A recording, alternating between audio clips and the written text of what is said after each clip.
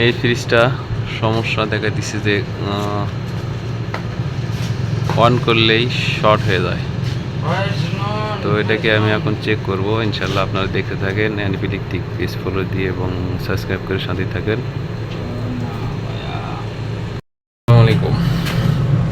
এই যে ফ্রিজটার শর্ট করতেছি, তো এটাকে আমি চেক করবো যে শর্ট কোথায়। মাম্বে ভিডিও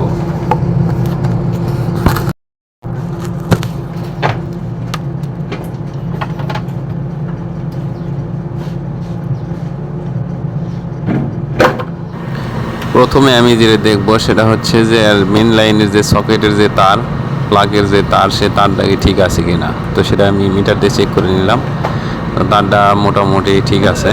তারপরে দেখবো আমি অন্য জায়গায় অন্য ওয়ারিং কী অবস্থা, কোথায় কী শর্ট, সেটা চেক করবো ইনশাল্লাহ। চেক করার পরেই যে আমি বুঝতে পারবো যে আসলে এই সমস্যাটা কী।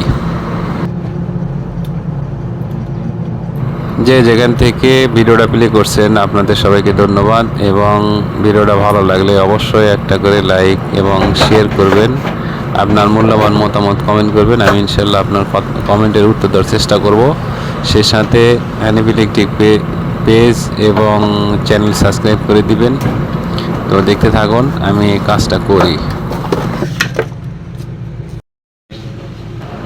এই যে এখানে দেখতেছেন কতগুলো ওয়্যার, এইগুলা ওয়্যারের মধ্যেই একটা সমস্যা কোথাও হয়েছে। তো এটাকে আমি খুঁজে বার করবো আর কি। সবাই সাথে থাকবেন, ভিডিওটা ভালো মতো দেখবেন মনোযোগ সহকারে, তাহলেই বুঝতে পারবেন।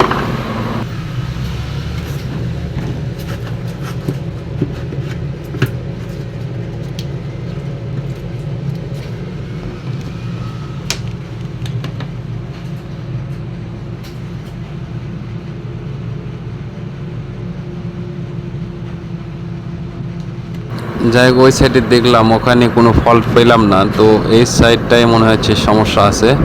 তো এটাকে আমি, এই যে মোটরটা দেখলাম ঠিক আছে, কিন্তু এখানে ওয়্যারের মধ্যে সমস্যা আছে মনে হচ্ছে। তো এখানে আমি একটু ভালো করে দেখলে বুঝতে পারবো ইনশাল্লাহ, তারপরে আমি আপনাদেরকেও বুঝাইতে পারবো।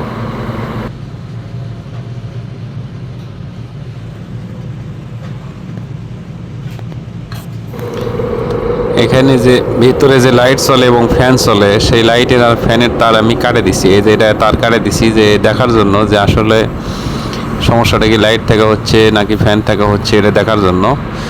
তো এটা দেখার পরে পরবর্তীতে আবার অবশ্যই জোড়া লাগিয়ে দিতে হবে, তার কারণ যে ফ্যান লাইট না যদি ঘোরে তাহলে আবার ঠান্ডা হইতে না।